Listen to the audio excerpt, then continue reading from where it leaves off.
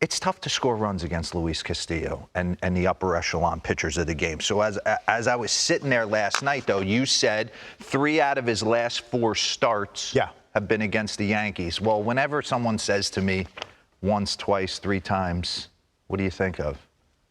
The Commodores. Come on, Lauren. Come on, you think of the Commodores. You think of Lionel Richie. And I know for the newer generation, you guys only know Lionel Richie as kind of a judge on American Idol. He was a hit maker back in the day. But there once was a time when my mom would get ready to clean the house. That was mine, too. And she would say, put in the Lionel Richie 8-track, and I knew it was time for me to go outside and shoot hoops because this was blaring.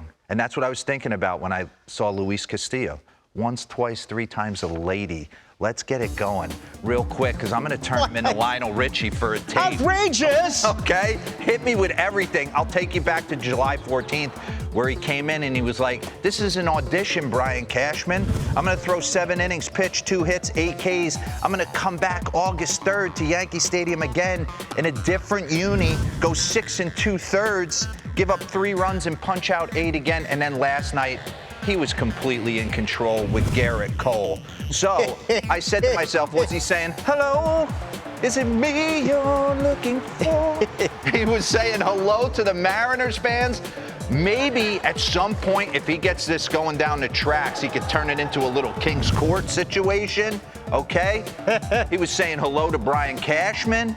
And what he was doing last night was controlling the strike zone, the lower half of the strike zone, all night long. Was there a blind person making a statue of his face? No, there wasn't. But he had 98 to 97 down in the zone, and then he was stuck on you. Yep, got this feeling down deep. Yeah, stuck on you, because it felt like his changeup was sticking to his hands. He could pretty much tell you it was coming, but he was tunneling it off that 2-seamer. Unbelievably filthy against Aaron Judge, throwing it a ton of times, never giving in, not going to let 99 beat him.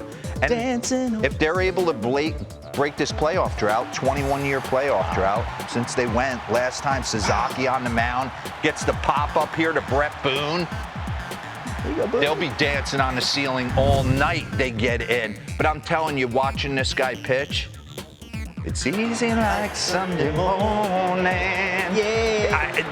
There is no elevated heartbeat with this guy at all. He walks off the mound like he is in complete control. He's got a nice little K-strut to him working, giving thanks to God, loving the fans, the hair. He's always kind of locked in on where his hair's at. Scott Service said the velocity that we saw in that game was the best he's ever seen in his entire career. The thing when I watch Luis Castillo throw, it's arm action, obvious movement, but everything looks the same coming out of his hand. So 97 and 85, his changeup, I mean, it looks like the same violence, and then it's picking its spot when it wants to stop. Cortez and Ray is the pitching matchup this afternoon in Seattle. By the way, Julio Rodriguez still not back for the Seattle Mariners, so it's going to be an interesting few weeks to see how Seattle. Lionel Richie. What's that? He was a hit maker. When I say 1, 2, 3, what do you think? Go. I'm like, oh my gosh. I can always tell in your face when I come to you, but I'm not really asking you a question. He knows. He knows that you don't know pop culture, and I'll be here. I'll got you. Thank you.